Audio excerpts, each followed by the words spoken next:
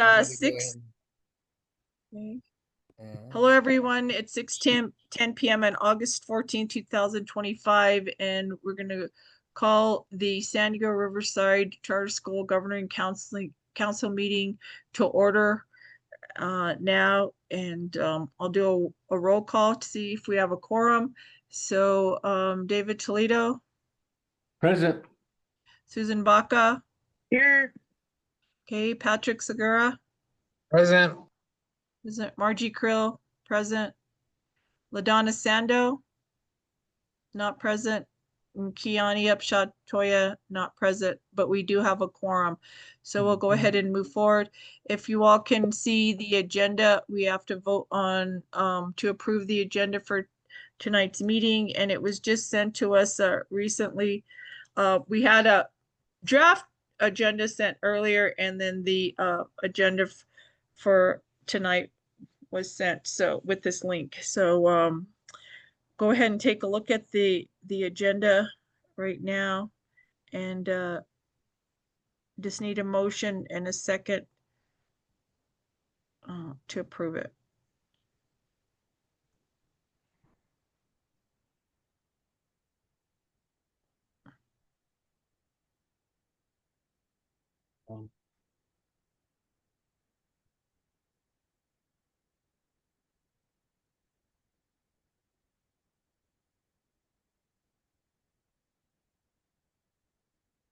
This is Patrick. I had the opportunity earlier to look over the agenda, so I make a motion to approve. Okay, so Patrick made it. Okay, Patrick Segura made a motion to approve the agenda. Susan Baca seconded it. We'll have to go around the room and see if everyone approves. David, do you approve? I approve. Yes, Patrick, do you approve? I approve. Yes, Susan, do you approve? I approve. And Margie, I approve. So motion carries, agenda's approved. The next item on this agenda is the meeting that we had in July. We had 2 meetings in July. We had our July 10th regularly scheduled board meeting, and we also had a July 14th special meeting to pass bars that weren't on the original agenda. So if you can look over the meeting minutes of those 2, and I'll need a motion in a second to approve those.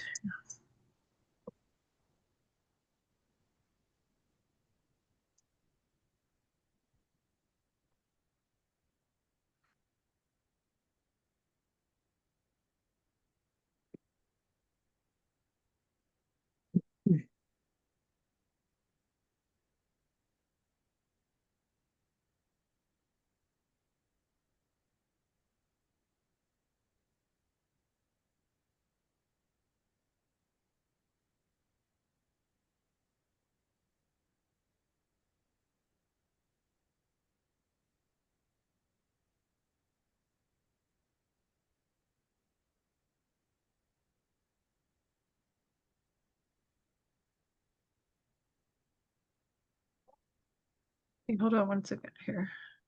Just text you. Okay, hold on.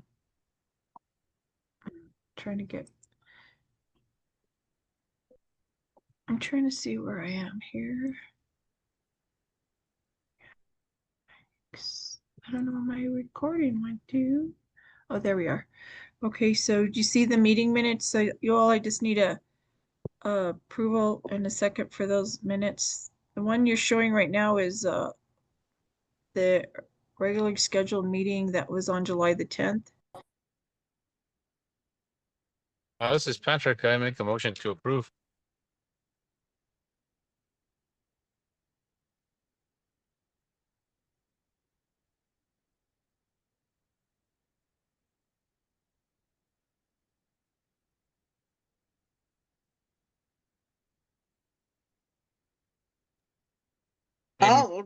I'll second.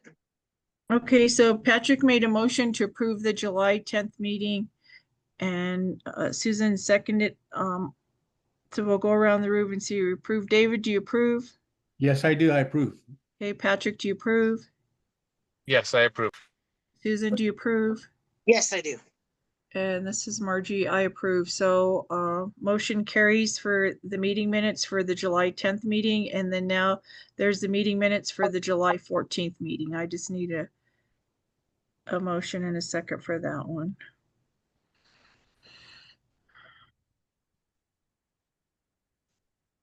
I'll make a motion to approve the minutes.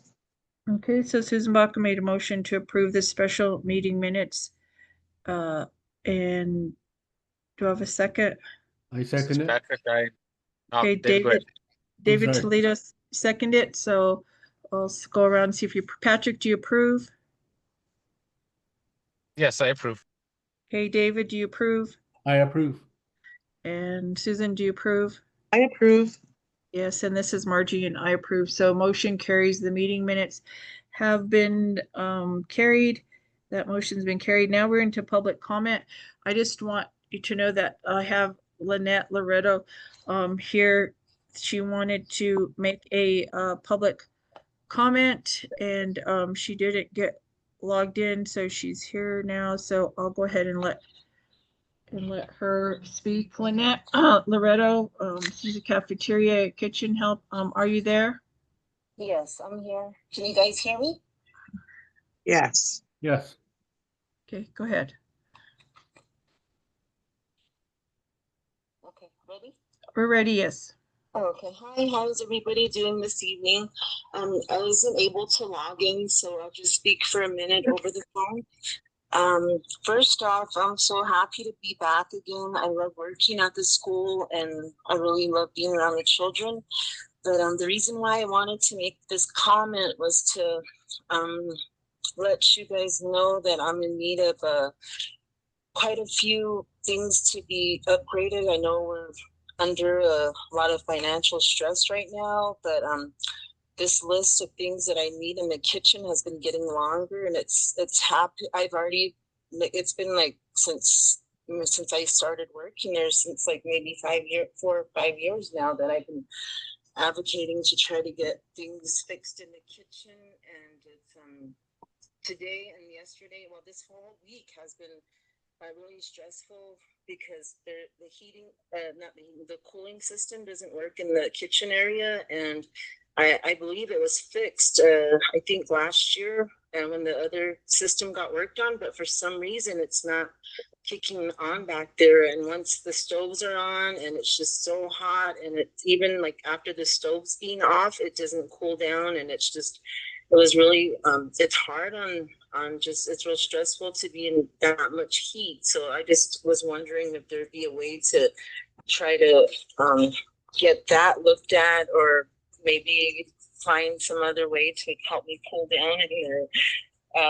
It's other than that, I have other equipment that's been outdated and that it works all right, but sometimes it doesn't work. Right now I have a freezer out that just got finished being repaired, so that one's ready to go hopefully tomorrow. And there's another freezer that went out, and that's been fixed over and over, and it works for a little bit and then it starts turning into a fridge. So I haven't gotten that fixed since like the second time it broke. So yeah, there's quite a few things in there, and I just had some type of relief on the cooling system, at least for now. I know everything can't be done all at once, and I know a lot of things looked by the past principal and stuff. So I know I don't want anything to just fall on the new principal, but it's like I just it seems like I put in all of these issues already in the past, and I don't think they've ever got resolved. I've always just got told that there's no money for me anyways. Okay. All right. Well, thank you for the public comment. We can't answer or discuss it right now. We just have to listen to the issue, but we appreciate you speaking on it. Okay. And I don't mind like accommodating the other schools like as well, but like I said, a lot of the equipment that I need that I would love to get in there would help me do a better job. Right now I'm doing a good job. I always do a good job, but I'm just saying like the warmer that I have in there, it was given to us by Bernalillo Public School because it wasn't working too well, but they didn't want to get rid of it, so they gave it to the other cooks that were working there before me. So that's why we have that warmer, but it sometimes it works okay and then sometimes it doesn't. So it just like, you know, just things like that. Yesterday the stove was having a hard time lighting up, and I know all that stuff is old too, the equipment, but it just, you know, it sometimes it makes things hard for me to, you know, do adequate things with just equipment that's not really that up to par. All right, well, thank you. So- Thank you for your comment, and we'll go ahead and see if anybody has any other comments. Every comment is like for 3 minutes per person, so we appreciate you talking on that, okay? Okay, I appreciate you guys listening, and everybody have a good night. All right, thank you. Thank you. Thank you. Bye. Anybody have any other public comments right now at this time? If anybody wants to speak on anything?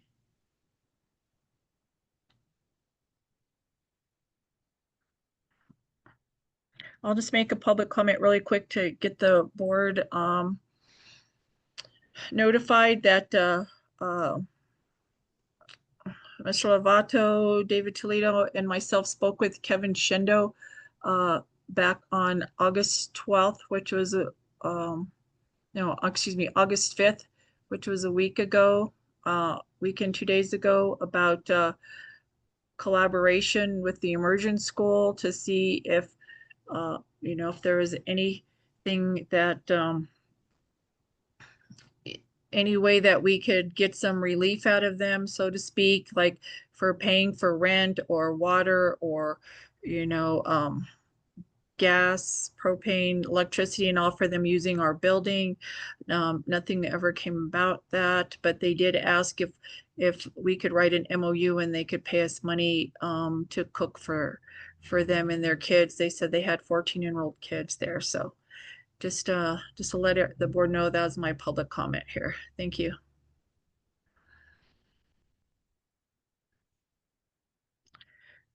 All right, if there's no other public comments, then we'll go on to the next portion of the agenda, which is the Finance Committee report and the Business Manager's report. So I'll go ahead and hand it over to you, Greg. Thank you, Margie. With some software related issues, the finance packet will need to be tabled to the next month. However, I can give some snapshots of activities that we did have for transparency purposes. One moment while I get my screen prepared for you. All right, thank you for that. And then also, Greg, is there any bars that we have to approve for tonight? Nope, no bars. Okay. All right, so we'll just wait for you. Go ahead. All right. I'm going to send request to share. Once you get that, I'll be able to share. Thank you. I'm going to take a look. All right, so for first the expenses, the things that we got paid throughout this month. Let me get that to look a little bit larger.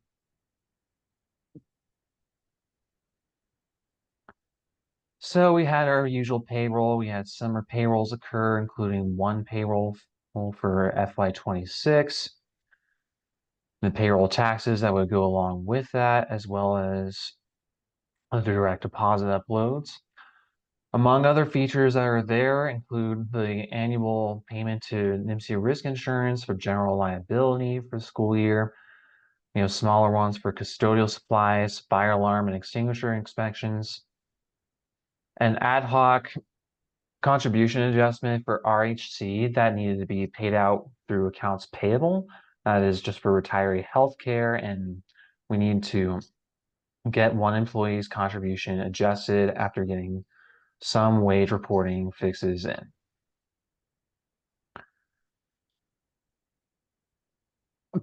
Pardon me. On the revenue side of things, for our software right now, we got 2 meal claim reimbursements back, as well as our lease assistance award, at least 3 RFRs, our property tax,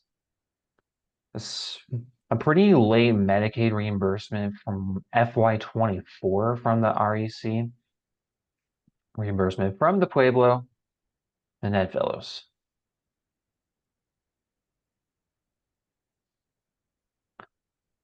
Finally, to take a quick look at what our bank statement reads for the month of July, just based on their recordings.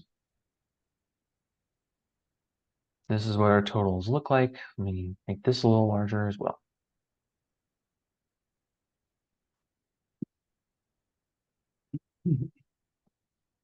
So based on those reimbursements and our payment activities, we're showing that our bank balance increased by nearly $100,000. And since we've been at a liquidity of 3.17, meaning we have 3 times as much revenue as we do expenses, we can put that on per month, and we're in a pretty strong standing and consistent from how we've been last year. Any questions about everything I've displayed so far? No, but we could get the full report after you get all the software cleared up, like at the next meeting, correct? Yes, that July's finance package should be displayed along August's finance packet. Okay. New to this year, I expect to make some of the information that would usually be on that packet displayed and arranged in a way that will make for less pages and will show where we're at a balance level by fund and function.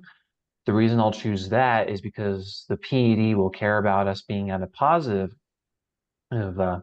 balance through fund and function, and we wouldn't have to read through like 700 account code lines to make those determinations. Thank you for doing that. Yeah.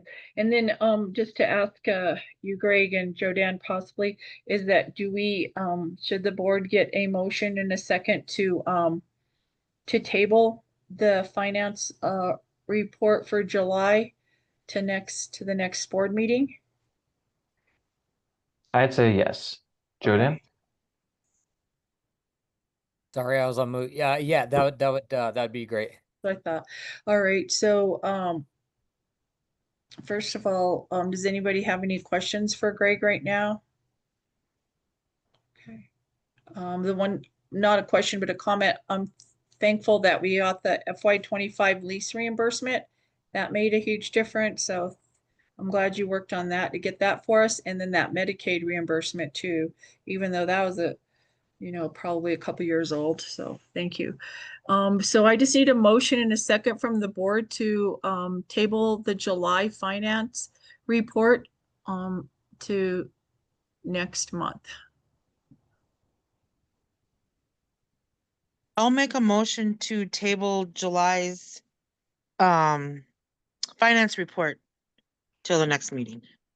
Okay, thank you. Susan Buck made a motion to table the July's finance report till the next meeting. Do I have a second? This is Patrick. I second. Okay, Patrick, second. So we'll go around and see if we approve. So, Susan, do you approve? I approve.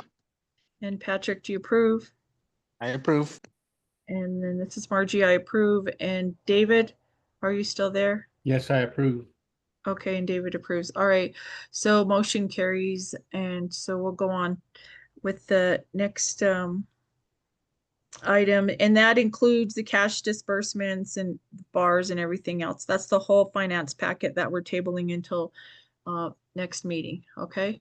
All right, so we'll move on to the next item on the agenda then. Greg, was that it with you? Is he still here? There's a little more that I just Okay. want to put on everyone's radar. So Okay, yeah, at this I'll let point, you finish. Go ahead. I'm sorry. yeah, so at this point, I'm waiting for 3 more signatures on the latest send out of the conflict of interest form. This latest one, I just needed to revise Patrick's email address for which I sent this through Adobe eSign. So right now I'm waiting on LaDonna, Kiani, and David. Once I get those signatures by tomorrow, I'll be able to send that form along with a few others in our lease assistance application package towards PSFA. I believe Jodan was also in contact with Mr. TJ Loretto about that recently based on things that they need to do on their end. Is that right? Yeah, I can speak on that a little bit. So yeah, they sent us an email back in May. I checked with Angie. He obviously sent the email out. Neither one of us received it. So what we did was we requested him a extension for 2 to 3 months so that we can go ahead and work on the larger extension. We don't want a year lease. We want a 3-year lease or a 5-year lease, or at the very least, no pun intention. What I'd like to do is try to get a lease agreement up into where we get our recharter, which would be 2027. So realistically, I think if we could get a 2-year lease, that'd be great. That's fine because like I was telling Jodan, back in 2009, when Alfred Joseph Toya was the governor, he actually gave us a 25-year lease on the property. David, I don't know if you've heard about that. Back when I asked Yvonne China, when she was still working in the office, if she could pull up that resolution Yeah, and that lease from council from way back then about when we got that. And she said, she didn't see anything in the files. It didn't exist. So I don't know if someone pulled it out and destroyed it or what, but we did have a very long lease because when I worked in tribal housing and we would get people were building new houses uh, or bringing in modular homes, that's what the tribal members got on their homes, and their property was a 25-year lease. So we at the school got that same thing in 2009. So I don't know what happened to it, but they can at least give us the amount for the length of our charter. So that's Uh, my take. if anybody can find any documentation on that, any form of receipt, we'll get Dan Hill on the line with us, as far as our attorney. And, we might not have to go through this for a handful more years. It would save us a lot. And it would also give us the backing that would come hell or high water. We're there and we're using that building. It also may give us some jurisdiction over the school that's being shared on our campus. So that document can go a long way if anybody can find that. And I'll go through more records as well at the Okay, school. thank you. All right, thanks. I'm thinking it was the year that he was governor, and it was, I believe it was 2009. So that's around the time that we would be looking for it. Okay. Uh, what else? We have anything else, Greg? Oh, the lease. Okay, so all of us, I had signed it. Kiani had said she signed it and all, but because you resent it out, you need people to sign it again. Was that the case, Greg, about the COI? Yes. This time I had to make sure I got the right email address for Patrick, Yeah. and that's where I had a little clerical error. Okay, all right. So I'll just let people know then. Okay. I'll send it To tonight. go, yeah, so if you can go in and see it. I just saw it, so Yeah. yeah, okay. We just need LaDonna, Kiani once more, and David once more. Yeah. Yeah, All I'll send right. it. Yeah, okay, I'll let them know. All right, anything else, Greg? One more thing to put on the radar is the schools need to establish an audit committee per PED requirements.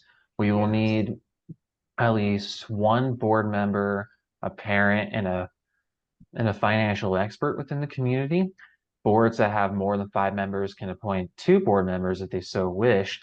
That will be helpful as we get into contact with the auditors, as we work with them on at least a monthly basis. We take on recommendations that they give, making implementations, tracking, reporting progress on any corrective actions per audit findings, and then making sure we're transparent about that as it pertains to our students and parents of the school. Yes, okay, we'll have to work on that. Hopefully we'll have something by next meeting. That, yes. But we do want to do that. And what happens when the audit committee meets like a half an hour before our regular board meeting normally on the same night, and they go through the finances, and then when we do have our board meeting, instead of Greg having to go through, like he said, 52 pages of stuff, or even if he condenses it down, he'll still be at our board meeting if we have any questions for him. But the audit committee board person will say, I just met with the audit committee, half an hour prior to this meeting, and all of our finances are in order.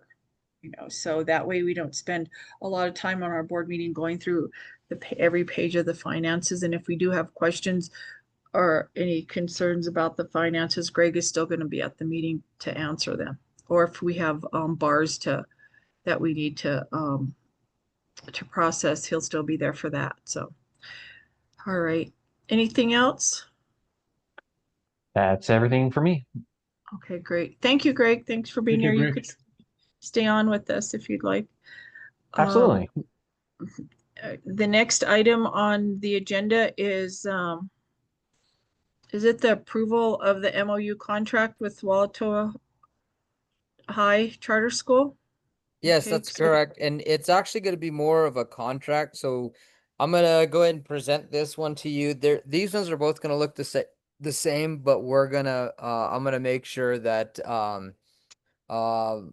what was I going to say? I'm going to make sure that, we just stay with this document because it's all the same for both of them, but we'll do each item, vote each item. So this is the contract. I didn't create this. I reached out to the, Healthy Schools Bureau there at the Public Education Department. I wanted to make sure we were doing the right thing, and we don't really need an MOU. What we have to do is just get a contract for services. This was what they told me to utilize, and so this is just basically this is for Walatoa Charter High School. And basically contracting with San Diego Riverside so that we can continue to provide them meals for this school year. I don't know that this has ever been initiated, but it should have in the past if we were doing this for this school or any other school. It's pretty straightforward, and there's nothing here that I've changed. This comes straight from the New Mexico Public Education Department and is in alignment with the USDA and the Food and Nutrition Services, and then again the State of Education, State Department of Education. So really what you can see down here is there's a mill vendor contractor 5 days after receipt of reimbursement or statement from mills. There's some stuff that the other school is going to have to take on more than likely themselves. This is my first time going at it, so I'm learning as I go, right? Let's see, you're notifying the mill vendor school contractor at least 15 working days in advance when mill service will be interrupted. Mill cancels within less than 15 working days will be subject to charge. So this is more for them to understand what we're requiring of them in accordance with the state. What it comes down to essentially, just to cut through it, we are going to charge each school $4.50 per lunch and $2.84 per breakfast. Now keep in mind this is a reimbursement. So what is going to happen is we're going to charge them, they're going to pay us, but then they'll go into the system and request that reimbursement. So it should be a form of kind of an equalization, if that makes sense. And Greg is going to be on site tomorrow, so this might be one of the things that we review just to ensure that the money flow is accurate and we don't have any audit findings within this. We're not going to charge them for extra milk or juice because we're not going to send them any extra milk or juice. Whatever numbers they give us, that's the numbers that we provide them. And then the last one, this is the most important thing here. The mill recipient contractee agrees to, that they hold us harmless, San Diego Riverside Charter School officers, agents, and employees from any liability, losses, or damages that may suffer as a result of claims, demands, costs, or judgments against it. Arising out of the activities that we're carrying out, which is providing the mills. I'm still waiting to get back from the state because I needed to make sure this all looks good. The one thing that I am going to require is our chair is going to have to sign off on these. That's the way they have these written. And so Margie, just a heads up, once this is reviewed, I sent it over to Jerome. He's one of the program directors. He's going to review this and then let me know if I need to change anything. Once it's finalized, then it will go to the chair to sign. Then they'll sign off on it. It'll be placed on file and we should be all good to go. All right, I just have a question. How many students does Walto Charter High have? Do you know? Walato right now has requested us to provide 40 meals. Okay, and it's how much for lunch did you say? Lunch is going to be $4.54, which is what we charge our kiddos on the back end because it's reimbursed again. And then our breakfasts are $2.84. And they're doing both lunch and breakfast? That's correct. Okay, so they end up paying us like $294.80 every day. It looks like almost like $300 a day to provide for their school. And then I noticed in this contract that they pick the meals up, so we don't deliver them. So what about the food itself? Do they pay a portion for the food or like pay to Cisco or whatever, or is that all included in just the total price? That's included in the price. So they don't do the and I asked them about that because they're not ordering food, we're ordering for them and it's all reimbursement. Yeah. This is the set price that we charge our kids Okay. and that was the recommended prices that we provide them. All right, that's good. And then so they don't pay any extra for the cooks or anything like that. This is it. That's the price, which would be about almost like I said, it's $294.80 per day for however many school days there. Like you said, August 11th through June, whatever. Okay. Yeah, Uh, I gotta check the dates. They had some different dates on there, and so what I did was like the things that I'm checking with them is first off, does the agreement look good? Because the only thing I did was plug in our school's names, right? yes, And yes. the other thing is I plugged in the amounts because I did talk with him yesterday. But I need to find out if I need to change any effective dates, opening dates or closing dates. I just went ahead and went with our first day of school and our last day of school. Then of course too, like we can either party can cancel this contract within 30 days notice, right? So that's a standard. If we decide we don't want to give services, we just basically say we're cutting it off and you're going to get 30 days and that's it, right? Or vice versa. If they want to cancel with us, they give us 30 days and we say we're still going to hold you to that 30 days. That's what the contract states. And so they'd have to pay for that. But then I need to find out, I was really confused on the authorized representative signature. I don't know if that's me. I don't know if that's the Wallatoa or the school because it's not very clear with this, or if it's the state. But either way, Jerome's going to go ahead. I think the biggest thing is just making sure that you approve that we have the ability to do this and move forward with the contract. Yeah, like I said, we'll go case by case. So it'll be the same for the next for the emergent school.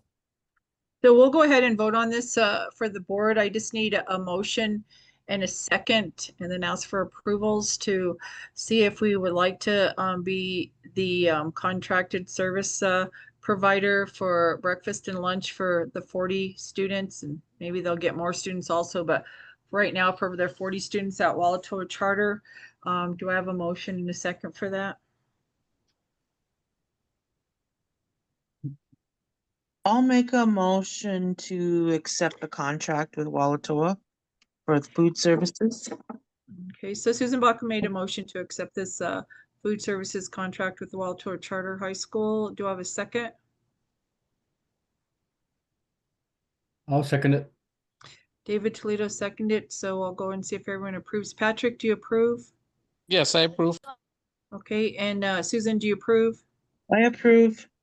And David, do you approve? Yes, I approve. And then this is Margie and I approve, so motion carries. The best part about that, if they're giving us $300 a day for 5 days, almost that's like 1,500 a week. So that would really help us out with our lunch program.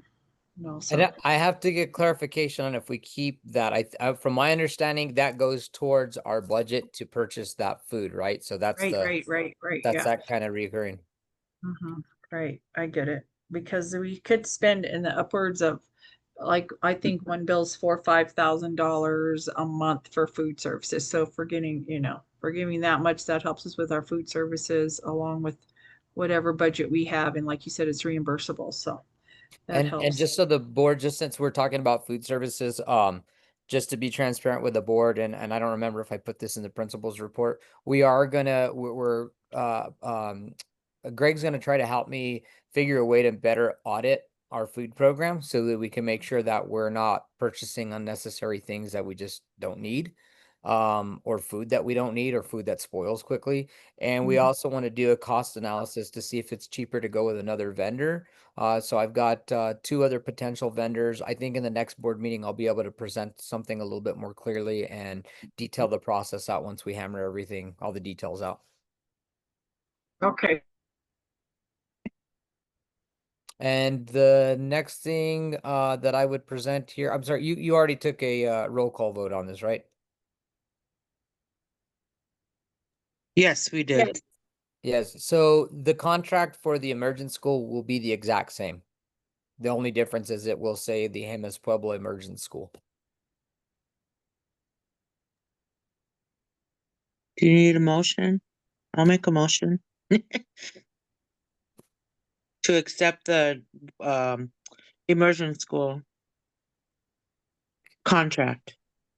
Thank you, Susan. I almost seconded me because I'm I mean I'm on a board too, and this has been when I first started with y'all. I got to be honest with you, when everybody starts saying I make the motion or I say, I just naturally, from being on a board for that many years, so I can't do that obviously. So I'll turn that over to Margie. Yeah, so okay, so we're gonna look at the emergent school next. So this was for Thi- Walter This Charter High. this is it's the exact same contract. It just says Okay, and then how many meals do we provide for them? theirs will be 19. Really? Huh. Okay, so so the same prices for 19 students for them, Correct. and we deliver it and all, but we don't charge them any extra, just the amount for the food, like you said, the lunch and the breakfast, right? We don't deliver. So just to give you context on their school, because I'm learning a little bit more about it as well. They're a Uh-huh. Montessori model. And so they're family style dining, which makes it even easier. All Right. they're asking is that it gets put in, all of it gets put into one pan. They take it and they serve it to themselves. So they actually come over with their cart and Okay. they pick up the food and then they go right back. Okay, good. All right. That's what I want to make sure, because I remember that the doctor, Lisa, Kevin's assistant or whatever, she was telling us that we put all the food on a tray and we take it over to them. So I thought we delivered it, but they'll pick it up. Yeah. That's even better. So, okay.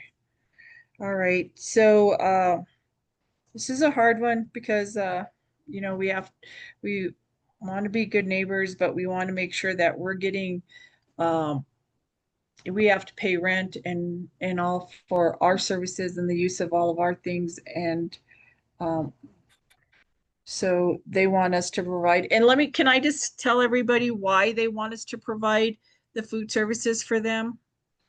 Sure. You want me to present that real quick? No, I don't mind. I'll I'll let them know, but you correct me if I'm wrong, okay?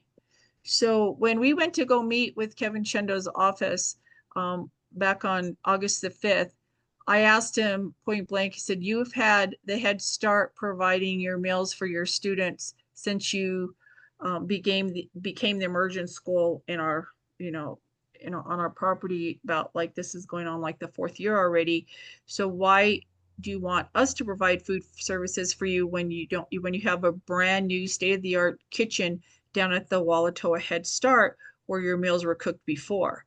And Kevin said that they found out that the Head Start has different nutrition values than what they have. They're actually like K through eighth grade now, and they can't use the Head Start model or the Head Start kitchen for their food. That's why they come to us to ask us if we can make their food for them. Is that right, Joe Dan? Yeah, that's correct. There's different guidelines, and I think they also have an adult program in the adult program. So they're on the low end of, well, age-wise, they're on the bottom part for those guidelines, and then on the extreme other end for the adult program. That's how I perceived it. And part of our willing and dealing with this, and I'll have it in my principal's report. But I think it's important for us to know, you know, we asked like what's in it for us, and they said they would be willing to provide us with busing and transportation, Mm. which can make a huge difference in our school, making sure that students have a transportation, because I don't know that that would be feasible or even able this school year due to us not receiving that transportation funding that we lost out on. So this is a quick and easy way to possibly get this while we figure everything out. And so there's a little bit of a trade-off. I don't know what it's looking like. We're waiting right now as far as the meeting for the buses. It looks like it's probably going to happen next week. And our goal is to start transportation with them, an agreement with them, and having kids transported to our school starting September. Yeah, and that's just something that we had to like really basically verbally handshake on, because like you said, we don't have any buses, and every time we would like to go to a field trip or something, and then we have to pay like the Herrera bus coaches to come out and take us. Like last year when they took us to the fair, they charged us like $700 to come out, pick the kids up, take us to the fair, and then deliver them back again. If we did that on every field So trip, then we'd the be emergent school has busing? Kevin Shendo just told us in the meeting where David, myself, Joe Dan, Dr. Lisa, and him were present, that they bought a bus, a school bus, a regular sized school bus, like 4 years ago. And it was What? sitting outside of their office up there on the hill by where Walatoa Charter is.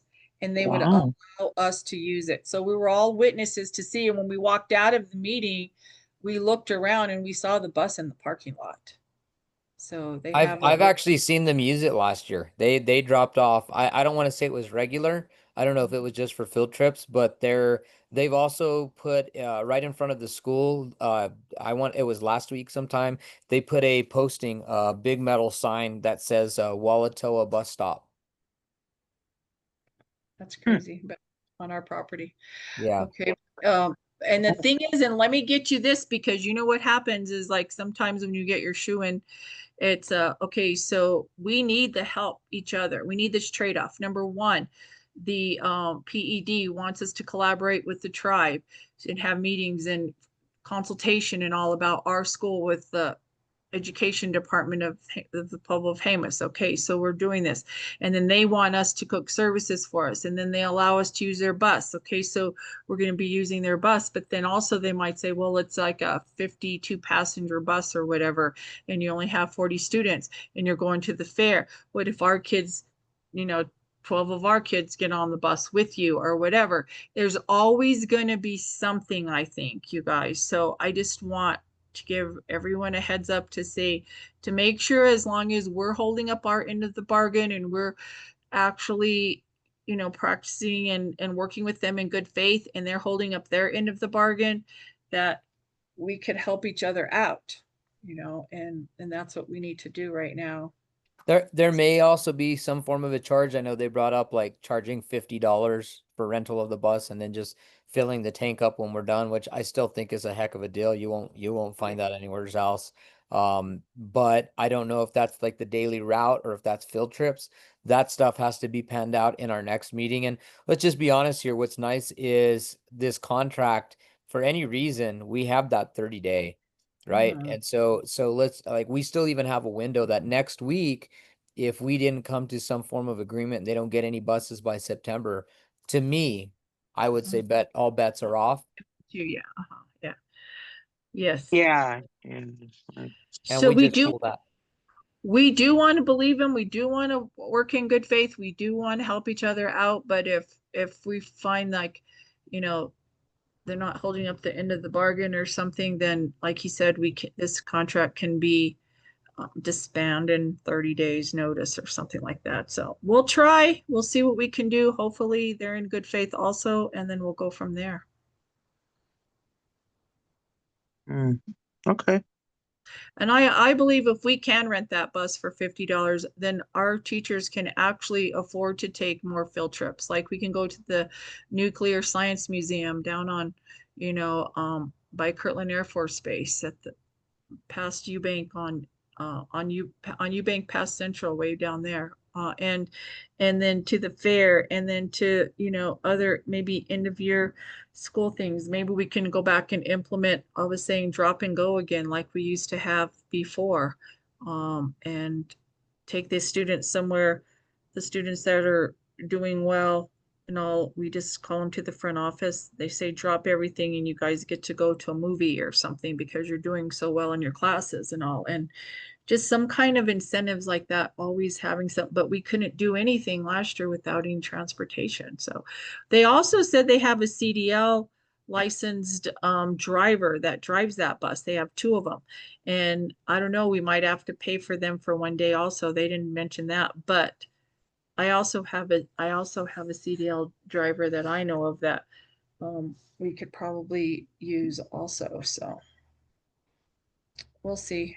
But that's how it is. That's what we need to vote on here. If you all want to provide food services for the immersion school, I just need a motion and a second to do so for 19 students according to this agreement.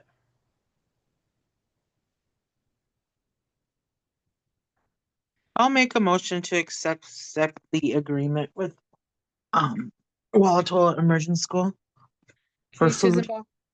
Okay, Susan Baca made a motion to accept the agreement for food services to provide to the immersion school. Do I have a second? I'll second it.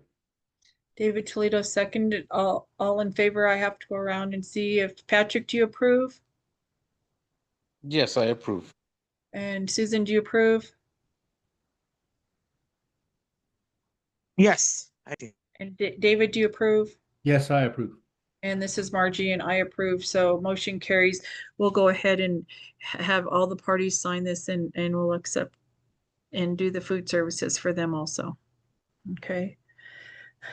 All right, so that handles the item C and D on the agenda. We're down to item E, approval and to discard old and damaged school items, instructional materials, furniture, PE equipment, and also, Jordan, can you tell us a little bit about that? Sure. So I don't know if this is a good thing or a bad thing. I think it's a good thing. But if you walked into the school last week, you would have seen many items pulled out from just about every single classroom. I know many teachers that have been there for a while said that that's probably the first time they've ever seen that.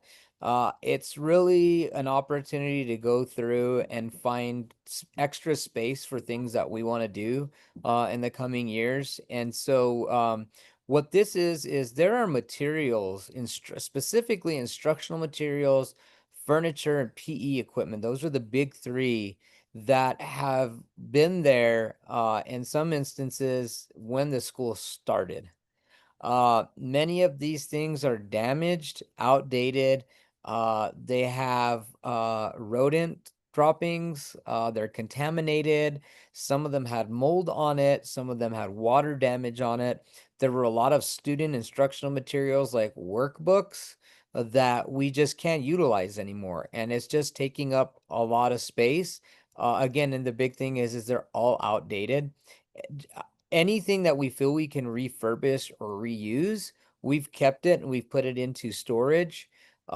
Some things we had to discard because it was more of a hazard, especially when we talked about the water damage or the rodent stuff. But I did put in a lot of items in that storage. And we just need the board's approval to either discard or throw away. So the items that we should throw away are things that are still broken, busted up, that we can't fix or we're not going to use. The stuff that we say discard, what I'm hoping, and I got to find the parameters because I've seen schools do this. If there are things in there that are still salvageable and we can still utilize, we may be able to do an end of the school year auction for items that other people might be able to use and just auction them off in order to raise money for our school to use for other things. So that's what this is for. That's a good idea. Yeah, I was in the school, when was it, last Wednesday? We had a luncheon and yeah, there was stuff pulled out. We're trying to clean out the old coach's office. That hasn't been cleaned out since we had the coach with Miss Mayhew there. Forgot his name already. But they pulled out all the stuff and equipment that they couldn't use or didn't work or whatever. With the new coach, Luis is going to be using that as his office. So he wanted to clean it up And also, and then there's probably some old furniture or chairs or stuff that you guys are just having a corner and that you don't want. Yeah, that kind of stuff. If people want to buy it like at a garage sale or something like that, take it home and use it, that would be good also. But just need to get a motion in a second to approve it, to discard older damaged school items, instructional materials, furniture, PE equipment, and Hey, anything this is else. Patrick. I have a quick question. Were any of these items purchased or used money from BIA or anything like that where, you know, it has a 10-year shelf life and we have to report back that we own this stuff or anything like that? You know, you're talking about the DI 105 government issued paperwork. No, because we are a public school that we didn't get any federal money or anything from BIA. Okay, okay. Yeah, That'd be my only question. And that's a good question, Patrick. To that point, I'd say 95, maybe 98% of the materials or items that are on this. I'm not really trying to discard anything that was within that 10-year range. So anything I would say 2015 and before that, these items are definitely we should be in the clear. If there's anything that I have questions about, I'll put that in storage and I'll defer to board members or employees that have been there to let me know if that's appropriate to discard or, essentially there's going to be 3 piles. The pile is we don't know. That's one pile. The next pile would be like workbooks and things that we just can't utilize anymore. That's just taking up space. And we can throw those things away. And then another pile where it would be hopefully utilized in an auction setting to make more money. But again, we'll make sure that those items are within that shelf life. So we'll have a trash pile, a keep pile, and a review pile. Like we don't know. So Right. those be our 3 piles. So and also for sure disregard anything that is like dirty or nasty or like water damaged or mice droppings on it or whatever. I don't care how old that is. That's not good. So just throw that away. And second of all, yes, if we do have old curriculum and stuff, make sure that we, get rid of it and that we replace it with new curriculum. I could tell you that I saw the science books a few years back. It's been like about 2 years ago since I'd seen one, and they were so outdated. They even had the wrong periodic table in it. And we kept asking to reorder new because there'd been new elements since those books came out. But I don't know in the last 2 years if the science office ever got new curriculum for science books. So Luis, that might be a chore for him to have to get new curriculum for the middle school science. Yes, I'm reviewing that right now and looking for you guys. For the last 7 years, have worked closely with the Instructional Material Bureau, and I was one of their reviewers. And so I Good. have complete access, and not just to the directors, but we were reviewing the list for every curriculum, math, science, and language arts specifically. And there is a history curriculum that I worked with when I went to Turquoise Trail. It's not that expensive, but I'm going to look into seeing that because it was developed in collaboration with some professors from UNM, and it's probably one of the better curriculums for New Mexico history if we could try to get that in there. It all just depends on where the money is. So right now our main focus is going to be math and reading and bringing new curriculums, hopefully this year for those content areas. Great. I'm glad you know that. Thank you. All right, so I just need a motion for this item to approve and discard old and damaged school items. And I'll in a second. This is Patrick. I make a motion to approve. Okay, Patrick made a motion to approve. Do I have a second? I'll second it. David seconded, so I'll go around and see if you approve. Susan, do you approve? Yes. David, do you approve? I approve. Patrick, do you approve? I approve. And this is Margie and I approve. So yes, please discard old and damaged school items, instructional materials, furniture, and PE equipment. Jodan, okay? All right, so so motion carried. The next item on the agenda is approval of the lease agreement. And is that what we're signing off on now, or is that what we now, or? That's correct, and I know I see Greg on here. I don't know, Greg, are you still available? thought he He was might have on. stepped away for a second. And it's just, yeah, I would say as far as the lease agreement, it's what we're waiting for a few folks to still sign. It's due tomorrow. So we really need to make sure that we get everybody to sign. Otherwise, we don't just risk the delay of funding, we could also risk not receiving that at all. So we're kind of on a tight line with that, but this is the first obstacle, is to ensure that we do approve the current lease agreement that Greg, that the business office has sent out to board members to sign.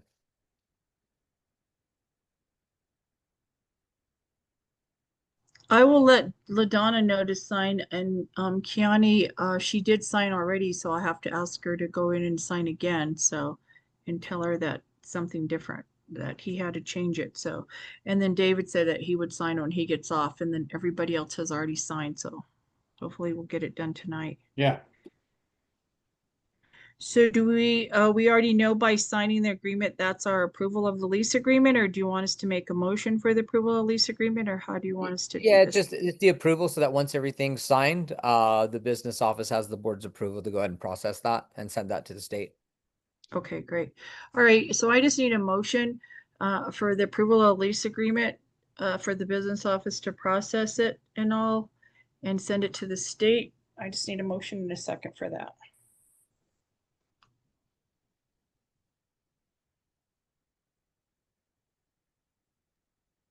I'll make a motion to accept the lease, approval of the lease agreement. Okay, Susan Buck made a motion to accept the approval of lease agreement. Do I have a second?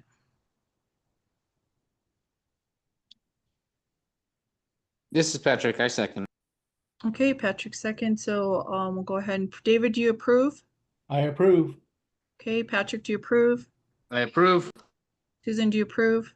I approve. And this is Margie, I approve. So we do approve, we do have, give business office approval of lease agreement to take care of that and get it filed with the state. Okay, so the next item, motion carried. The next item on the agenda is the executive director, our principal's report. So he sent it out to us earlier, but if you can go ahead and let us know. So if we have any questions on it, Jordan, go ahead. Sure, yeah. I'm gonna try to go through this fairly quickly, just a couple of updates and things that we've already talked about. But our first week of school is off to a great start, but we need more students. We're way under where we should be. I really wanted to try to get closer to 60. 70 was kind of my knocking it out of the ballpark. And we're somewhere around 46 or 47.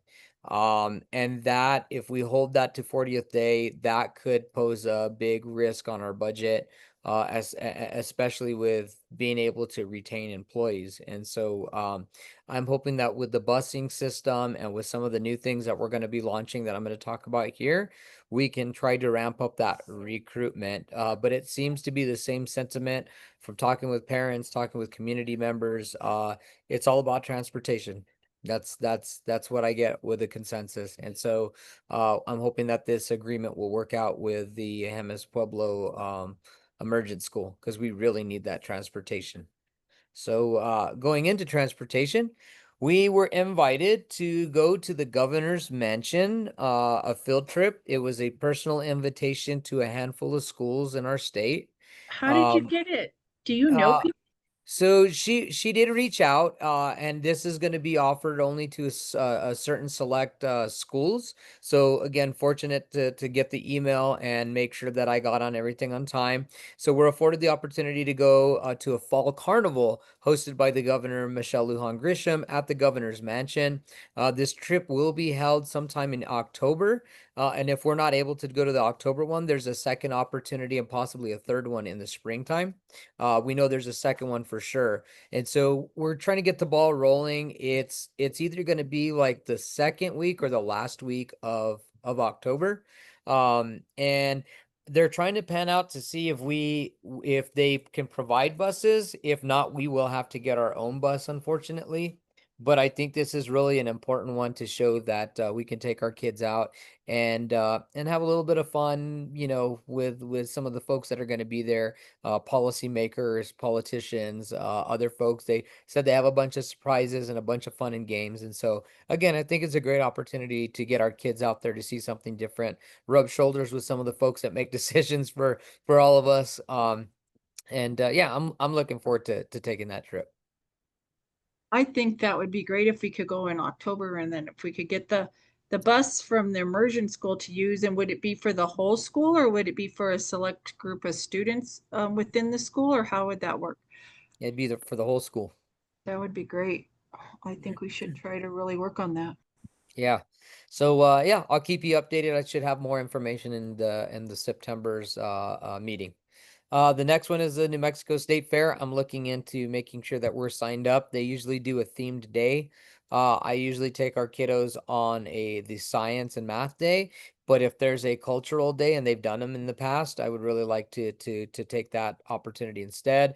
But I'll keep you informed again. Hopefully, if we have the buses from the emergent school, that should be pretty easy to get done. If not, we'd be having to look to rent a bus from Herrera Busing, which is going to be about $900. But the kids get in free. So that's the big plus. And because we know a lot of folks at the state fair, especially county extension agents, folks that work with animals, we want to make sure that we take our kiddos to the spot where our 4-Hers and FFAers are and possibly get hands-on with some of the animals, talk to some of our kids that are showing animals.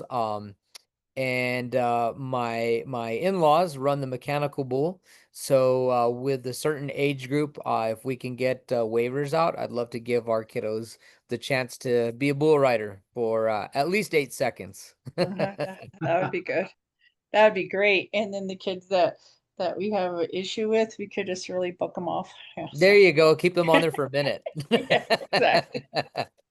So Yeah. we're looking forward to that. I'm excited because for my 15 teaching year career, that was my number one field trip. Everybody dreaded it. Nobody wanted to go.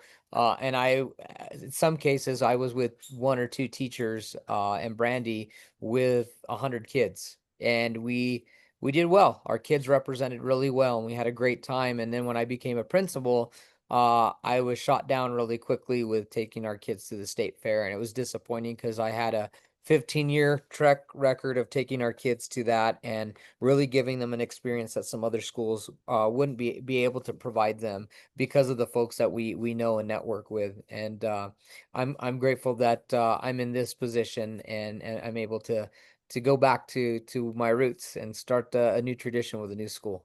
So I know you guys have already had that going, and I'm glad. That was one of the things that when I first met Margie, she's like, "We go to the state fair," and I was jumping out of my skin. I was like, "Yes, thank you, because there's just so Yep. much there." Because my mom, like I said, she went to that school from like 1941 to like 49 before she went to St. Catherine's School in Santa Fe. But she went to the state fair every year in the back of a cattle truck. They put those kids and they took them to the state fair in the back of a truck. So they were all standing up the whole way for an hour I going love to it. it.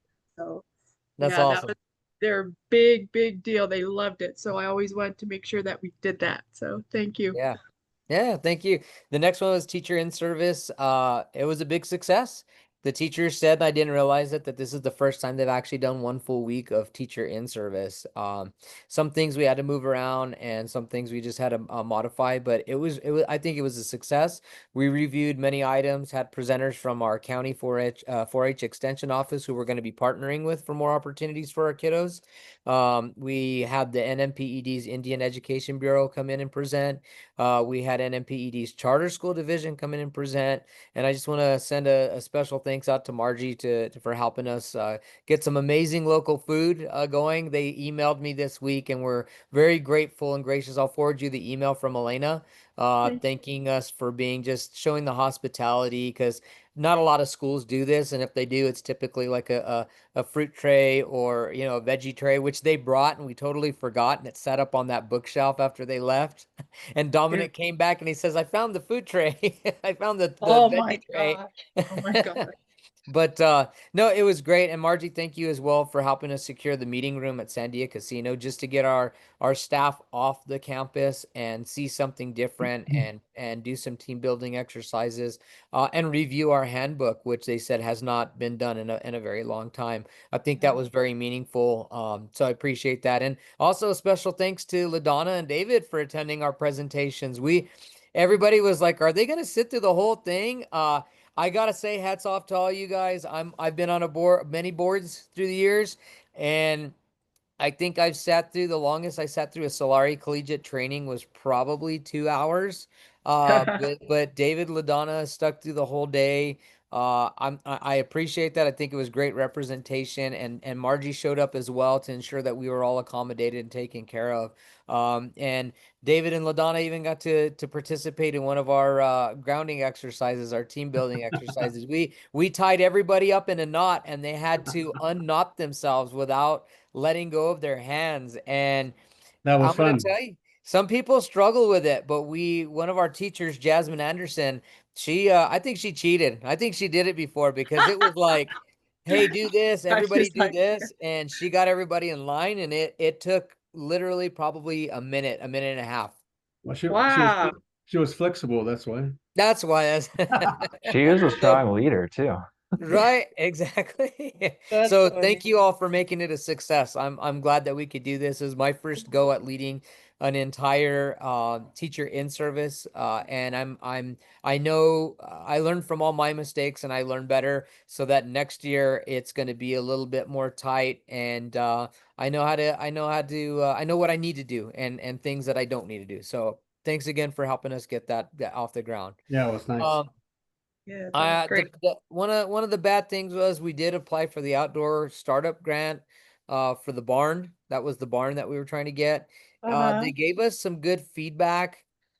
There's some subjectivity there. I can't argue with them, but we did not receive it. They said this was one of the most competitive years since there were federal money cuts, federal funding Mhm. cuts due to programs that other schools take on. So other schools caught on and went after this. I'm really going to be interested in seeing what schools received this award Yeah. and what they're Yeah. going to do with it. Um, Mainly because the year that I got this for Turquoise Trail, they were raving about how innovative it was to try to think outside the box and build something like that. Mhm. I don't know 100%. I've heard some chatter. I think part of why we also didn't get this might have been at the cost of what I left behind at Turquoise Trail, which is when I left, the talk is that the school wants to take that barn down No. and they're not utilizing it. And so Oh. that could have also played, and that's kind of where my mind was wondering, is that maybe they're thinking, well, gosh, is this going to be the same scenario? Which is disappointing. But they gave us some good feedback. And one thing I can guarantee you is I'm going to come back next year for more. They gave me some feedback, and I'm going to utilize that, and I'm going to make our application better. It was an 8-page application. Yeah. They gave us credit for the social and emotional learning component that I put in there, and I did work really hard on that component. But they wanted more sustainability information on how we were gonna sustain that beyond just this funding. And there's not a lot of options for that anywhere, not just on the Pueblo. There's just not a lot of options. And the other thing is I literally went to the full 8 pages. I could have given them more, but that was their limit. Yeah. So if you're interested in seeing the application I turned in, I'm more than happy to share that with the board so that you can see what that looked like. Yeah. Thank Uh, you for working on that because that's a big deal. yeah, It can, and now it's there, and all we got to do is tweak it for next year. okay, that's great. Thank you. Sure. Let's see here. Cafeteria tables. We have secured. It's not even 10. Let me see here. 2, 3, 4, 5, 6, 7, 8. We have 8 cafeteria tables. When I was talking 10, they were half of the tables. I didn't Mhm. realize that. So we actually secured, and it's a good thing they gave us a little bit extra. They actually secured 16, which would give us a total of 8 full tables. And I know Margie got to see the day that we pulled up with them. Again, special thank you to the Romero family for helping us get the tables there. And I got to give a big shout out to Patrick because Patrick. Yeah. he was lockstep with me in like, hey, if this doesn't work out, I'm ready to go and get a trailer and I'll run Yeah. down there. But I think everything worked out in the end, and we got some much needed new tables at our school. So if you haven't been there yet, come on in and see our newish tables. Yeah, it was JP Romero, you all. I called him up because I knew he worked for Wagner here in Albuquerque. And I was like, get a trailer from your Wagner trucking company or whatever and use it. But he had a trailer. And so he went, and they first asked us to pick up the trailers on August 2nd on that Saturday. They said that's the one and only day we can go get them. And there was no way we could get them on feast day. So they allowed JP and Joe Dan to go get them on Sunday. So they rolled through and set them up and everything on Sunday after feast. So thank you for getting those, and they look really Thank good. you. Yeah. Yeah, I just remember, I think Miss Pecos is on this call with us, but Miss Pecos was like, they were there when I was in school. And I'm just playing Miss Pecos. I think she said they were there whenever she was first starting to work there, those old ones. And so The old tables, yep. one of them it took a couple of hammer shots to the middle thing to actually, they said they've never seen actually up when they Yeah. put them together to move them out of the way, and it actually fell. And I'm glad I wasn't on the other side, otherwise it would have crushed me. Those things are super heavy. Yeah. So one of them we did, we're planning on giving them both away. One person already kind of came and took those off our hand. Again, we can't utilize them. They are broken. They are not safe. There's also some sharp edges on them. So it's a good thing that we got that out of there. There's one more that's still in there, and I'm hoping that they come and pick it up as soon as possible. If not, we might just need to chunk it out of there because it's broken. Oh yeah. Okay. Yeah, we don't want anyone getting hurt, especially we don't Sure. want to give it to any family that might get hurt on it either. So Exactly. yeah. Exactly. Let's see the next thing here, just the collaborations. I want to go a little bit more into detail. So the emergent school, we understand where the food services and the transportation agreement in. I think that's pretty clear. But with Walatoa Charter High School, one of the reasons why we're also agreeing to cook with them is they've agreed to do our fingerprinting and background because we don't have an ORI number, which won't allow us not to hire anybody. And so Tell them they've what Jodan, can you tell everybody what the ORI number is and why we need it? Yeah, because in Sure, our yeah, an ORA number is an identification number that is provided to employers so that they have a way to pull the specific background checks for those folks when they get them. And so we've issued an MOU with Walatoa Charter High School to allow them to pull our background checks when we have a new employee or a parent volunteer, whoever we need working with our kiddos. They would just in turn print off that report and give it to us. And then the other thing, part of this agreement is, and this is kind of relatively within the last 2 days, we were going to bring back Mr. Kruger, but the PEC has been really adamant about making sure that we have an in-person math instructor. So we're going to have an agreement with Walatoa Charter High School to allow them to send Mr. Meek or Mr. Kruger when he's here to provide our students in-person math instruction, which is going to make a huge, huge difference. What about Mr. Tron? He used to be our middle school math teacher and he went to Walatoa Charter. Is he still with them? Do you know? He's with them, but he might not be able to fit in our schedule because we do have math at a specific time, and to Yeah. move that block of time will mess up everybody else's because now It's we okay. have. Yeah, because now we have art and we have PE, which I'll talk about in a little bit, and we have an ELD class, which we have to make sure that we're scheduled so those teachers have the time to meet with everybody now. And when one thing moves, it messes everybody's schedule up. And so we'll see. It could be him. It just all depends on It's who's. okay. He just kind of got burnt out on us because he was there for a few years in the middle school, kind of burned him out. And then he taught like part-time up at the charter. And then that's when he quit us. He quit us at the middle school and he just went to the Walter Charter High full-time. But yeah, if they send down, if Mr. Kruger or Mr. Meek could come down for the middle school math, that would really help us out because I can guarantee you that they're not really paying attention if it's online and if they Yeah. actually have a teacher standing right in front of them walking around the classroom like, do you get it, do you get it, do you understand, whatever, each individual middle schooler, would probably do better with their math scores and stuff. Sure, sure, and because we're doing some of the things for them, I think what we're going to try to do is equalize any pay, which is going to help our budget.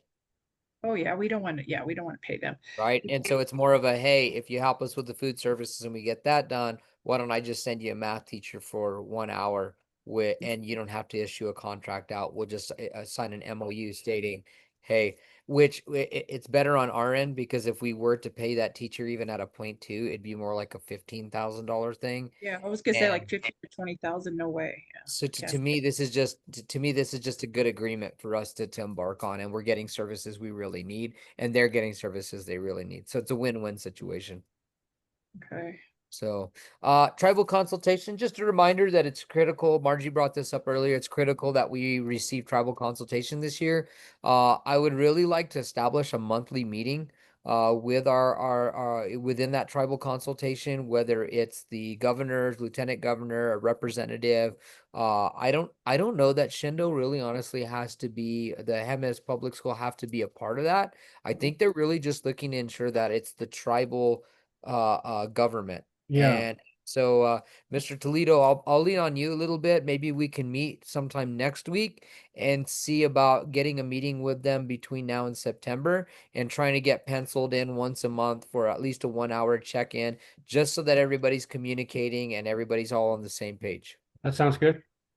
Yeah, Awesome. and it doesn't always have to be like you said, the governors. It could be maybe like the second lieutenant governor. He's in charge of this children, so it could be a meeting with him. It could be 1 month. It could be a meeting with the tribal council 1 month. It could Yes. be a meeting with Kevin Shendo 1 month. So like we kind of mix it up, and then we tell them, yes, we've met with all aspects of the tribal government, so we are meeting our tribal council duties or whatever. So yeah. Yeah, Yeah, I like that. So, yeah, David, I may reach out to you next week to kind of plan that out a little bit and see if we can jump on the ball with getting it sooner than later. And I know we're gonna Okay. have a new governor going into next year, but if we can have something that's a little bit more formal, then the minute that new individual steps into that position, we'll be able to just take it from where it is and keep going with that. Okay, Thank you, sir. Appreciate that. good. Next thing here, we're trying to get more family engagement opportunities. We're working on our school calendar. There's a lot of things that are going to be put on our school calendar internally. Uh, I'll share this out with the board, and then we'll find a way to make another calendar that's available that have these things on them, so that there's the day calendar, right? The like which days are off, and then there's a separate calendar that's accessible that shows folks where we plan on having these things. But we want to have a family math and science night. I always try to challenge folks to try to do them one now in the fall, winter, and then one again in the spring, because it is a big endeavor to host something like that. We want to do a family literacy night. Again, we can do this maybe even once a month. At least I'd like to try to do it once during this fall, maybe twice, maybe 2 times next semester. We're looking to see what the availability is for our teachers to be able to host something like this. We'd like to do something like a movie night in the back. Maybe roll out a big screen or sit under, the moon and host a movie night, pop some popcorn for everybody and bring the family out. So, just I'm trying to think outside the box with what I've seen other schools do. And then we'd like to do a family under the stars night. Again, I worked for the Nuclear Science Museum. I still have some networks of folks there, and I would like to reach out to them to see if they could bring some telescopes and a couple of other pieces of gear to come out one night, and we'll have hot chocolate and just spend some time with the family and build that community with everyone. Yeah, that's cool. And a movie night could be um movie night, bring your pickup truck with the mattress in the back of it. Yeah. And your family, just all the pickup trucks are lined up and all the families are in them and stuff and watching the movie. So Absolutely. Absolutely. We do have new services we're excited to bring on to San Diego Riverside's team. We have charter school testing services. Tomorrow they're going to be doing our test security training right off the bat. They're going to be helping us with data and testing. They're going to take it all off of our plate, and they're going to ensure that everything's all wrapped up and ready to go for the Public Education Commission whenever we meet them. So it's nice to have some allies that do this. I've worked with Tracy and Nadine my entire teaching career and my principal career when I landed at Turquoise Trail. They were freaking out because they didn't really have a good grasp on how to test 700 students. And I was happy to be the person in there that says, I know exactly who to call. And so they initiated a contract with Tracy. And I remember when Nadine started this, we were one of the first schools at La Resolana Leadership Academy to take those services. And I've got a great relationship with them. Nadine used to be the director, the executive director at Gilbert Senna High School, right here off a Hotel Loop in Eubank. Uh-huh. And so this is just a great team, and I can't praise them enough for the good stuff that they do. That's where Miss Mayhew came from, our old principal. And Oh, she was okay. with us from 2012 to 2017. She was the Wow. assistant principal at Gilbert Senna. At Yeah, Gilbert Senna. Okay. yeah. Yeah, that would make sense. Nadine said that she kind of remembers. Nadine retired and then went into helping Tracy with this new organization. So they've grown extensively. Yeah, it's cool to see how many schools that they represent. So tell me who they are. They're like a group of contractors that are going to come and do these services for us, and then we just pay them Correct. whatever they charge. Yeah. Okay. We don't Yeah. have to worry about making sure we get the numbers correct, because remember the PED was on our case last year because we did testing and then we did it the wrong way and we turned in the wrong numbers, and the Charter School Coalition was like pretty mad. The board was mad because they had like asked us to do it one way and it was done another way and it didn't work out. So I don't want to run into any of that. If we have these people that would help us out. Yeah. Yeah, Nadine and Tracy both reviewed our framework the minute we brought them on board, and so Good. they're on it. Like I said, I trust them. We also have charter school nursing coming in. They've already started going through students' files, making sure that immunization records are up to date. There have Good. been a handful of things that were out of compliance, Mhm. and so they're getting everything situated, and we're going to be working out a day and time to actually check out and do the what is it, hearing and vision assessments for every one of our students. Oh, great. We haven't done that forever. Thank you. Yeah. Yes. Yeah. So we're going to be providing that. Another great organization, the original founder, we were one of the first schools that worked with them, and she sold out and retired. And our health assistant, our health professional, her name is Karina, and she'll be there just a few times out of the month. And we're going to try to get Melissa Jaramillo licensed as a health assistant, so that when those nurses aren't there, she's licensed to be able to take that and run as administrative assistant, as well as being able to provide those health services for kiddos on the small end of the spectrum. Yes. And then the last one that we got there is JMP Academy. That's for special education services. They jumped in yesterday. Ms. Pecos was great. This isn't, and I want to make sure we're clear with the board. Same thing that I told our staff. Again, transparency is very important to me. These services aren't being brought on because we necessarily did anything wrong. The reason why we're bringing these services in is, number one, to have an extra set of eyes and oversight on stuff, which is important. But the higher part of that is the PEC is expecting us to show change, right? If we Right. started this year, and we kept going with the same things, even if it looks like it's getting better, they're not going to take us serious on the idea that we're bringing change. And so initiating these contracts when we go in front of the PEC, this gives us a lot of backing to be able to say, look what we've done.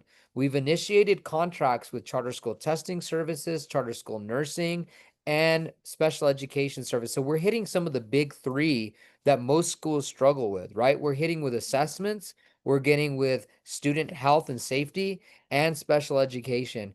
I think that right there, and even talking with somebody from the state and letting them know what we've done, they said that is going to show them that you're serious about making some big changes here at San Diego Riverside. Otherwise, they say, oh, you guys are doing the same exact thing and you're expecting different results. We're not going to grant you another charter because nothing is changing, But this way, hey, we're doing this, we're doing that. We're trying to up our scores here. We're getting tutoring help here. We're getting this service here. Yeah. So. Yeah, we're putting our money where our mouth is, and we're delivering on that. And we've got great organizations that I know they're familiar with, and I know they like their work. So, Mm. then we've got our new systems and classes. We've got a duty schedule, which apparently they said they've never had. So everybody's trying to get used to a rotating duty schedule. Oh, thank you for that. Really, like playground duty, cafeteria duty, like bus line duty or drop off kids duty. They need that. We did have it the first year with Mr. Redorte, and then COVID happened, and then we've never had it since then. So thank you. No, Yes. yeah, no, and this was something, a lot of staff have requested this. Really, the big ones were morning and afternoon duty outside for parent pickup and drop off. We have a cafeteria rotating duty. Because we also want to give, what I saw too is that people want to help, and then you get like 6 people in one area, and you Yes. don't need that many people.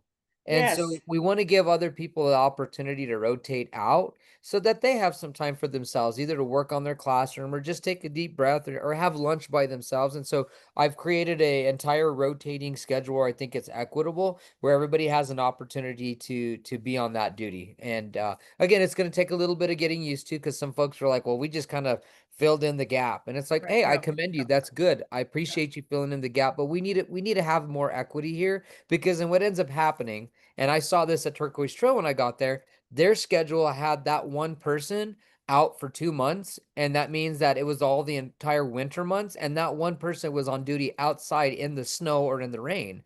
And I said, that's not fair. Everybody, and I'm not trying to be mean here, but I say everybody should have an opportunity to be in the sunshine. Everybody should have an opportunity to be in the rain. Everybody should have an opportunity to freeze their behinds off. So let's give everybody a rotating thing so that nobody can complain on this. If somebody comes in and says, I stayed out there with my hair wet, and I was on duty for 2 months, now everybody gets to stay out there and with their hair wet at least for 2 weeks at a time, and it rotates. So Right, because I had seen 4 teachers out there in the car line duty in the morning for drop off, all the exact same teachers every time I went, same 4 yeah. teachers, and then 6 teachers out there for the pickup. It was kind of like, yeah, let's get them out of here. Let's get every teacher get out there and get these kids in their cars or Yeah. whatever, get there for the parents to pick up. But yeah, you're right. But nobody in the cafeteria for lunch, and things like that. So a lot of teachers we had would take their tray into their classroom and close and lock their door during lunch, and they'd Yeah. say, this is my Can I lunch hour. say, Margie, can I say something? Pat, Um, Pat, I'm sorry, Pat, that we're I not can't. allowed to. Okay. Yeah, I'm Okay. sorry. All right. But I want but that, to. Yeah, go ahead. Yeah. I But I want just to. say, yeah, I'm glad you're doing this. That's all. Go ahead. Yeah, and Pat has done a great job. I got to give her a shout out, because she's actually stayed true to making sure that there is a schedule for kids to clean up and help clean up the cafeteria. That was there when I got there, so that made that easier. And I think certain folks have taken the initiative to take on certain tasks. And I've also given the staff the opportunity to say, even if you're not on duty but you choose to be out there, we can always use extra supervision. If you're not on a duty day and you want to go ahead and be out there, I'm not going to stop you. Go ahead, be out there. And a couple of them have. And a lot of our staff do eat within the cafeteria.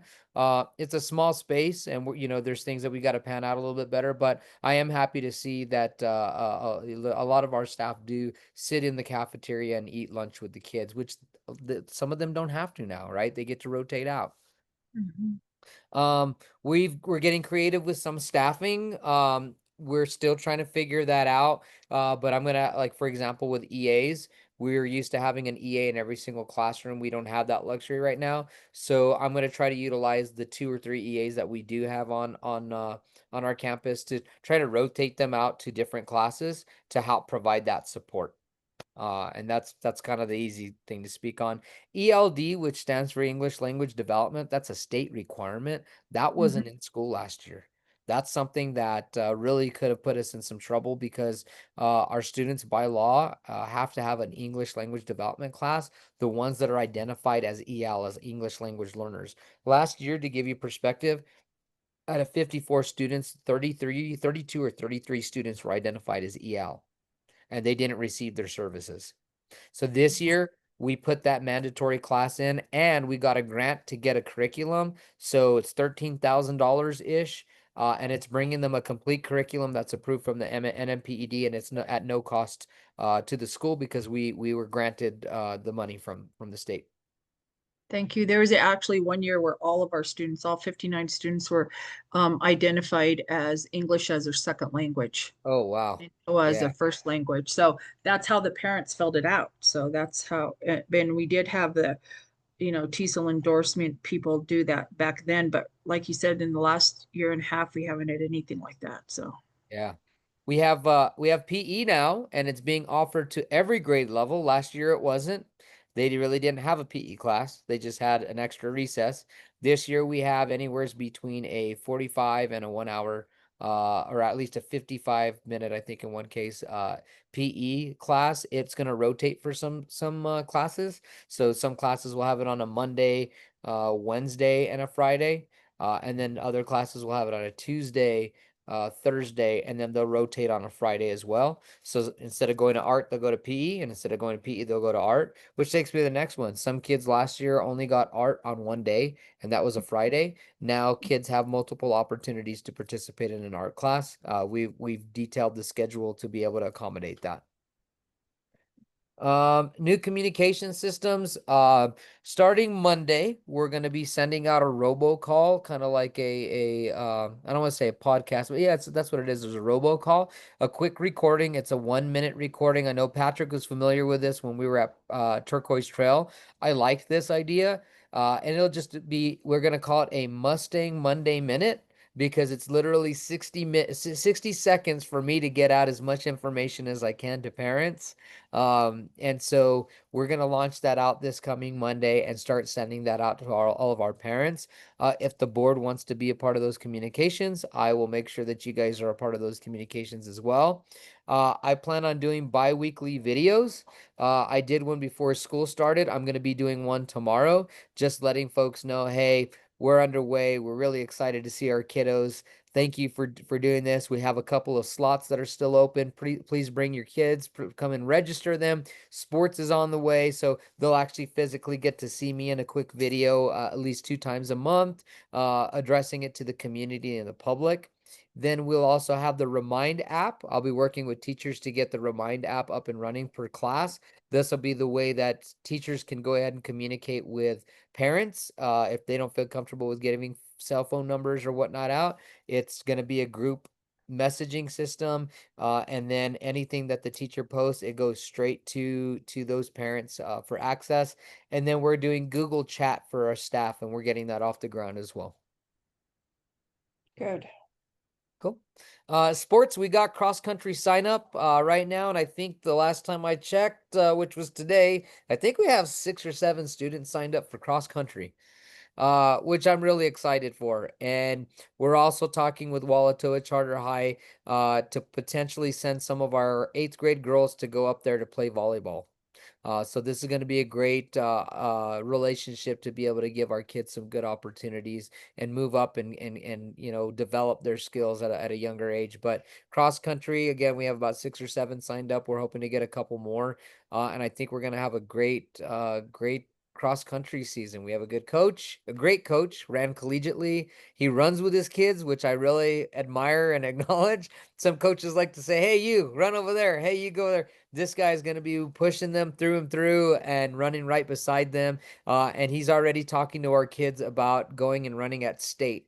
So they want to give their all in the next couple of meets once we get everything scheduled. And we're excited to try to have some representation at the state track meet this year, at the state cross country meet this year. That's great. That's Luis. He's also our athletic director, right? That's correct. Yep. And he sets up the meets and everything too. And so. Yeah. Yeah. We want to send a big thank you, and I'll be doing this in my video tomorrow, to LANL, Los Alamos National Labs, and EPI for providing backpacks full of school supplies to all of our kids. We still have a handful of backpacks because we want more kids there. And so as they register, we hand them a backpack. And I think that's going to be something that will become our, it sounds like they've done this before, but we want it to become an official tradition to where once kids get registered with our school, we hand them a backpack full of supplies, and parents don't need to go out there and spend extra money or do anything that they need to do. We're showing them that we care so much about our kids that we've partnered with these folks so that they can not have to spend that money. And I actually got some phone calls from parents stating, hey, I can't get a backpack. My check doesn't come in until next week. I can't get supplies. And I was humbled to say, you don't need to. We've taken care of it for you. Come by, register them, and we'll get them a backpack with supplies. Yes, thank you, because they'd get a list like a mile long with like 10 Kleenex boxes, 5 colored markers, and like, why do we need all this stuff, you know? And it would just get shoved into a file cabinet and that nobody ever used it or whatever. But yeah, I'm glad, like, hey, you don't need a mile long list of school supplies. We'll give you the school supplies. That's the way Yeah. we should do it anyway. That's great. Yeah. I'd still like to figure out how we can do some more recruitments. We still need to try to get more flyers out in the mailbox. I think that's the best thing. So Margie, maybe we can carve some time out next week to talk about the person that you knew. There we go, and see Yeah. what we It's can do to get David's these. sister. Okay, I don't know if you could see this or not because my camera's kind of weird, but this is a flyer that I saved from July the 9th that was in my mailbox. It says it's just one page and it went to postal customer, which ended up in every mailbox in Jemez Springs, Ponderosa, in that, you know, that whole corridor area. And it said, join us, Pueblo Jemez Resource and Information Night. It's hosted by Jemez Vocational Rehab. It was Wednesday, July 9th from 4 to 7. And it was like the Pueblo Jemez tribal programs, who we are, what we do. And, you know, our staff will be able to meet you and ask questions. This is exactly what we need to do. And we just have one page and we're like, same thing, join us for this night. You know, register kids. We'll let you know what's going on at the school. We're excited to tell you about field trips, movie nights, you know, our athletic department, you know, things like that. That way you just like point blank stuff on this one pager, get it to every postal customer in the whole corridor in the whole valley. That's what I want to do. And then David's sister, she's the one who owns the mailing business, and she'd get them mailed out for us, but in bulk. Yeah. Can we carve some time out next week so we can jump on the ball? Because I think the sooner the better. We probably should have done this even a month ago, but we're not behind by any means. We still have an opportunity, because what ends up happening is the kids are going to go to Jemez Valley or the day school, wherever it is, and then they're going to come back the first week and say, you know, I don't like this school. Something's going on here. And if we're able to get ahead of that and jump in next week and send these out sometime in the next week or two, this gives parents another option to say, you know what, maybe we should give this school a chance. I can meet with you on Monday. Okay, yeah, that'd be great. We want to schedule a couple of open houses sometime between August and October, at least one between August and October, just so that we can allow parents to come in and look at and we might put that on the flyer if we can get a date solidified, to let them come in. And the kids want to do a shadow day, if they want to come in and hang out just during a day and shadow a student to see what the school is like, we want to give them those opportunities, and we can put that in that flyer. But open house is also nice in case they want to say, what does the classroom look like? What are you guys doing in there? That'll give us a little bit of time right before 40th day count to open that up to anybody who wants to do that. If you could tell us that, make sure that we're all aware of when 40th day is, so that we have that on the radar and that we could have like special things happening for that day also. Yeah. Sure, yeah. October. Greg, do you have that by any chance? Do you know what our 40th day is this year? They usually fall within the first week or so of October. I'm going to look at our budget packet to see exactly when that is. I want to say it's like the 14th or 13th. It's like, I think it's somewhere there, but if you can help me out, because I know we'll talk about some of that stuff tomorrow. And then the last thing, just looking down the road, we did set up new emails for governing board members. They were issued right after July 1st. What I'm going to do, I'm going to have Jensen go ahead and contact you guys each individually so that he can walk through with getting that set up. The reason why we want to do this is it's just going to streamline communication between the board and myself. And so like all these reports, everything from the meeting minutes, you instead of having to go through the website, you'll have the ability to go straight into Google Drive and I'll have everything compartmentalized in there for you to review. Greg will be able to upload all of his reports or finances. He'll be able to upload those into the Google Drive, and you'll be able to see those in real time, right? And it just cuts out the hassle of having to go back and forth and back and forth. This is the way we've done it on all the boards that I've been on. And it is a lot easier. Instead of having to call somebody or check up on something, you just say, hey, I'm going to go ahead and get into the Google Drive and look this up real quick. Yeah, that would be good. Plans, so we need a plan for the 25-26 board retreat. I did meet with Teresa today for the other school, but I know we're looking at possibly having a retreat sometime in September, probably late September. No further. We want to try to get it done as quickly as possible, because usually you start off with a retreat. I know at Solare Collegiate our retreat is September the 13th. It's a Saturday. So what I would propose, just so the board's familiar, the same thing that we did in February, we'll pick a weekend, whether it's a Saturday or Sunday. And then we'll go through the actual retreat where we can talk about certain policies, review our bylaws, review anything that we need to. All the board members will get all of their training out of the way. So Patrick, since you're already done with new board member training, now all you have to do is the 5 hours. That's the new requirement. And if we make it on that one day, then everybody gets their training and you're done for the year. Then what we'll do is we'll slip into a board meeting right afterwards. So we don't have to have a board meeting for that month. And we can knock everything out. Anything that we reviewed in that retreat, we can approve that in our meeting. Yeah, that I talked to Teresa too, the end of July, and she said, yeah, we'll get that set up after school starts. So yeah. Cool. And then just something to think about, board elections and nominations. You should be thinking about getting your chair, you're getting your vice chair, getting your treasurer, and possibly a secretary. Because we're recording everything through AI and Jensen is taking on that, the secretary doesn't have to do as much unless they want to, right? Unless, like in this case, they wanted to step in it and do something different. But those are the four main things that we need to look at as far as our actual elections. And then when we get to committees, as Greg was talking about earlier, we are required to ensure that we have a finance committee, an audit committee, and it's totally up to you on whether you want to have a governance committee.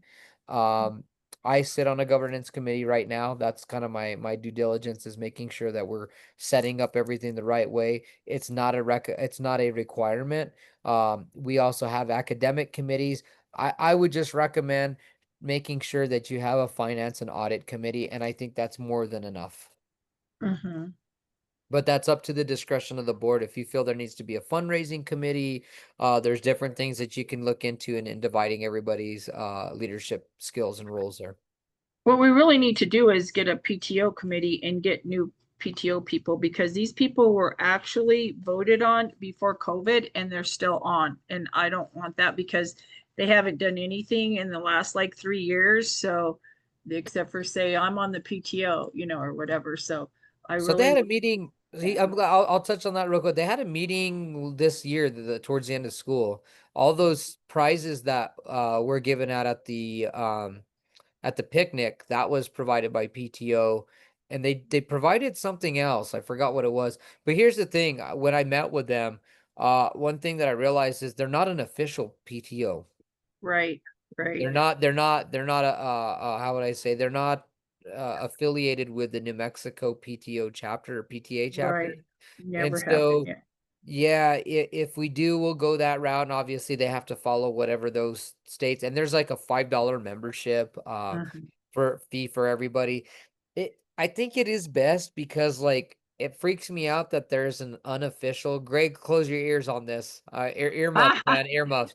It freaks me out that they're actually doing things financially. And I'm not saying it's bad. It's just they're posing the risk that if they're asking for people's money and they're raising money outside of the school, then they're trying to utilize it with our school, but there's no accountability for that.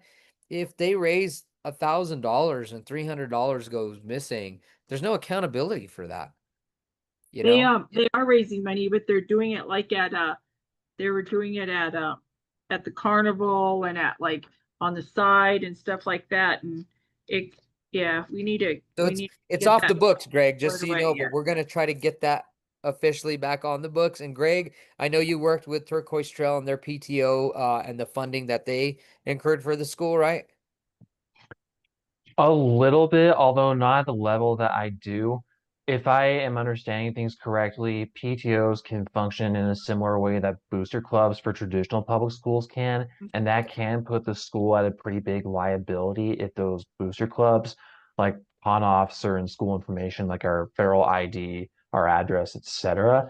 If something like that wants to be is desired to be kept within controls, then we do need to do the legal due diligence of Yeah. making sure that separate entity information is established and that certain controls for accountability are well designed and enacted for audit purposes. Right, right, Yeah. right. And I did inform that, just so you all know. I basically said, look, I'm sitting here with you guys, but if anybody asks, I'm not here. Right? I wanted to see how they ran that. They Yeah, had a 'cause- meeting, and what I told them was we need to make sure that you're affiliated so that there's some form of accountability Yeah, on. and we need new people and fresh blood. Yeah. for Yeah. sure. And that's up to, when we start that, what we can do is we just kind of have to push the restart button, and we Mhm. basically say, if you want to be on PTO or PTA, whoever shows up, and then they'll organize where they do. It's the same thing. They have bylaws that they have to follow. Yes. So, and that's all I have for right now. I appreciate everything, and I appreciate your support. Yeah, we're off to a good start. The kids, we need more kids. So let's think about getting those flyers out and getting us a school of 100 kids. And then if we get 100 kids, we'll get more funding, and then we don't have to do MOUs with other schools, and we can be self-sufficient, and we'll get our own dang bus, and we'll do our own thing. So thank you all. I appreciate it. For sure. Thank you. Okay, that's Thank great. you. So, and the next item, let me get to the next item on the agenda is the announcements, and it shows the second Thursday of the month in September is going to be on September 11th. So the next scheduled board meeting is September 11th. And then if that's all with everybody, I just need a motion to adjourn, a motion and a second to adjourn this meeting at 7:56 p.m. I'll make a motion to adjourn this meeting at 7:56 p.m. Okay, Susan Baca made a motion to adjourn. Do I have a second? I'll second it. David Toledo seconded. So Patrick, do you approve?